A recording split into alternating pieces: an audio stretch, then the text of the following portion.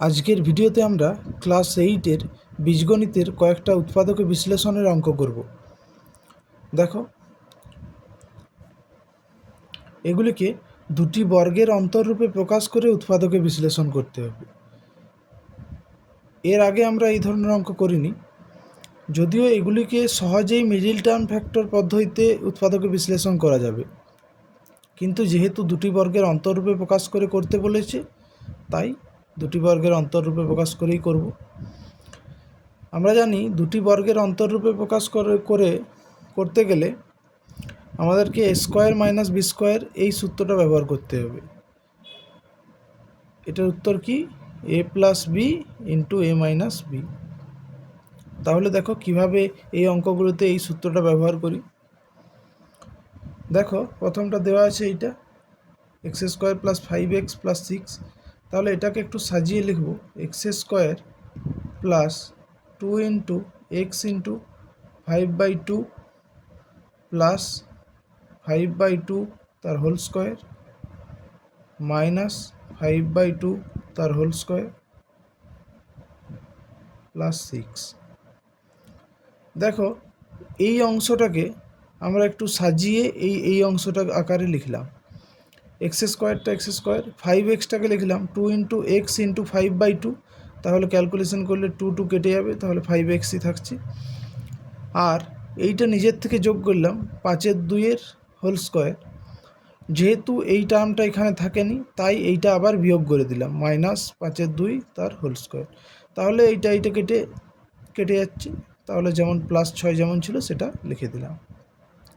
এটা কেন লিখলাম তার কারণ হলো, এই অংশটা তাহলে একটা সূত্র পড়ছে, যেটা আমরা এইভাবে লিখতে পারি এক্স প্লাস 5/2 তার হোল স্কোয়ার। তাহলে এই অংশটার থেকে আমরা এইটা পেলাম। বাকি যেমন আছে এটা ক্যালকুলেশন করব, 25/4/2 4 25/4 হোল স্কোয়ারটা করলাম +6। এরপর দেখো এক্স প্লাস 5/2 তার হোল স্কোয়ার, এটা যেমন আছে লিখে দিলাম, মাইনাস এই অংশটার থেকে কমন নিচ্ছি 25/4 -6, এই অংশটার থেকে মাইনাস কমন নিলাম, তাহলে থাকছে এক্স প্লাস 5/2 মানে 5/2 তার হোল স্কোয়ার মাইনাস এইটা করলে এটা ক্যালকুলেশনটা করবো। এরপর 25 মাইনাস 6 × 24/4, তাহলে এটা থাকছে এক্স প্লাস 5/2 তার হোল স্কোয়ার মাইনাস এখানে ক্যালকুলেশন করলে 1/4। তাহলে এটাকে আমরা লিখতে পারি এক্স প্লাস 5/2 তার হোল স্কোয়ার মাইনাস 1/2 তার হোল স্কোয়ার। তাহলে দেখো, এই অংশটাকে এরপর যদি এ ভাবি, এই অংশটা যদি বি ভাবি, তাহলে এ স্কোয়ার মাইনাস বি স্কোয়ার সূত্রে বসানো যাচ্ছে। তাহলে এটা থেকে আমরা পাবো এ স্কোয়ার মাইনাস বি স্কোয়ার সমান কি এ plus B into A minus B. তাহলে এখান থেকে পাচ্ছি x plus 5/2 plus 1/2 into x plus 5/2 minus 1/2। তাহলে এখান থেকে এই দুটো যোগটা করব, তাহলে এক্স প্লাস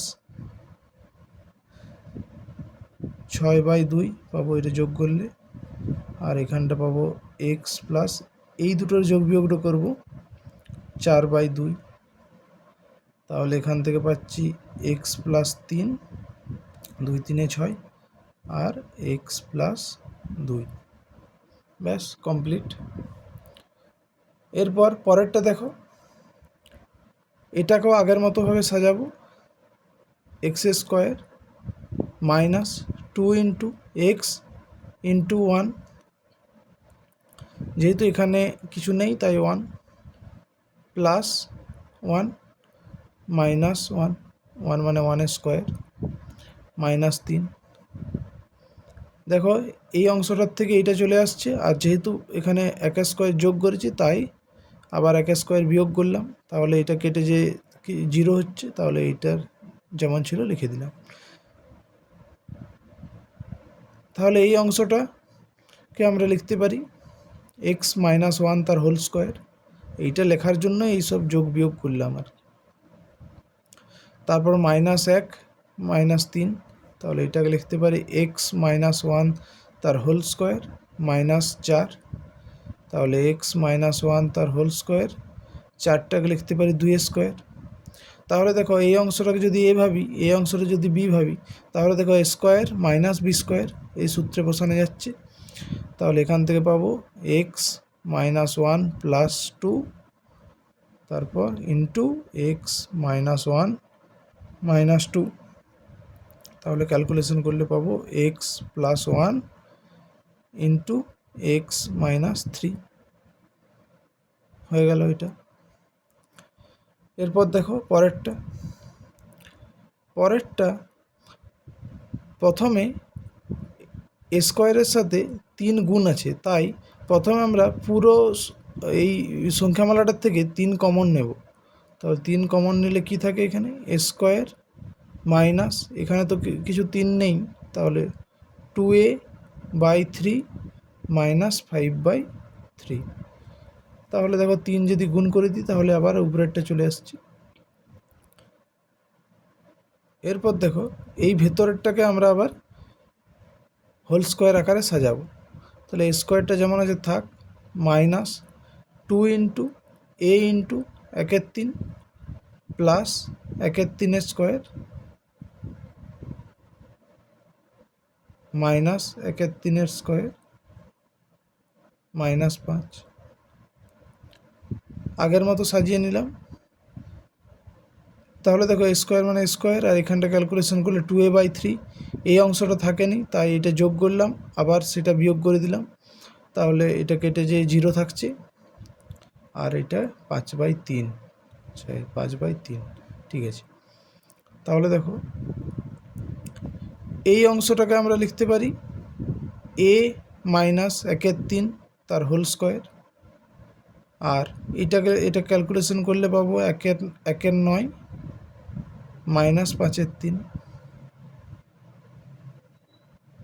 তাহলে এবার এটা যেমন আছে লিখলাম a - 1/3 তার হোল স্কোয়ার, এই অংশটার থেকে মাইনাস কমন নিচ্ছি, তাহলে 1/9 প্লাস 5/3।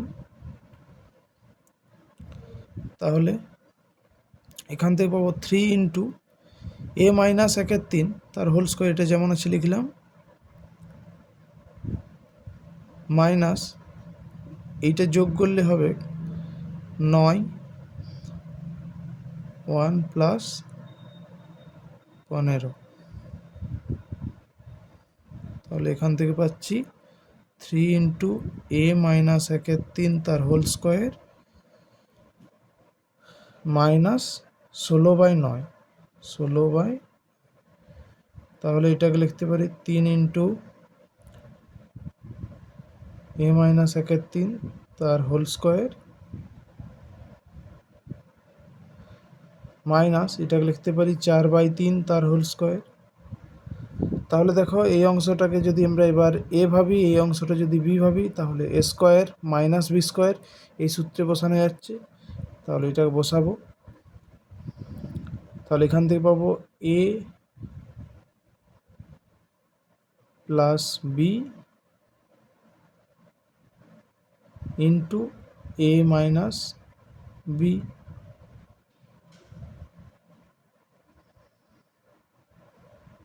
আর এই দ্বিতীয় বন্ধনটি ব্যবহার করার প্রয়োজন নেই।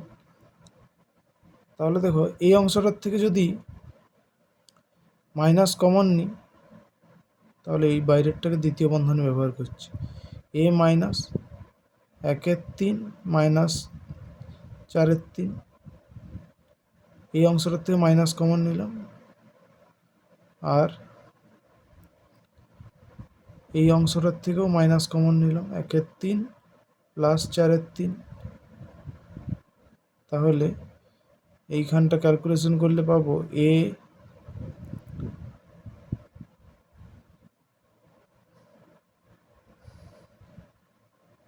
প্লাস 3/3, এটা ক্যালকুলেশন করলে পাবো -3/3, তার মানে a প্লাস 3/3, আর এই অংশটা ক্যালকুলেশন করলে পাবো a মাইনাস 4 আর 5, 5/3। তাহলে দেখো এই 3টা এইটার সাথে গুণ করব, যেহেতু এখানে 3 3 কেটে 1 হয়ে যাবে, তাহলে এখান থেকে পেয়ে যাব 1 a প্লাস 1, আর এই 3টা এর সাথে গুণ করব, তাহলে পাবো 3a মাইনাস 5। তাহলে এর দুটো উৎপাদক পেয়ে গেলাম, a plus 1 R 3a minus 5। ব্যাস, কমপ্লিট। মিডল টার্ম পদ্ধতিতে এই ধরনের উৎপাদক বিশ্লেষণগুলো খুব সহজ। যদি পরীক্ষায় এইভাবে করতে বলে সেক্ষেত্রে তোমরা এইভাবে করবে।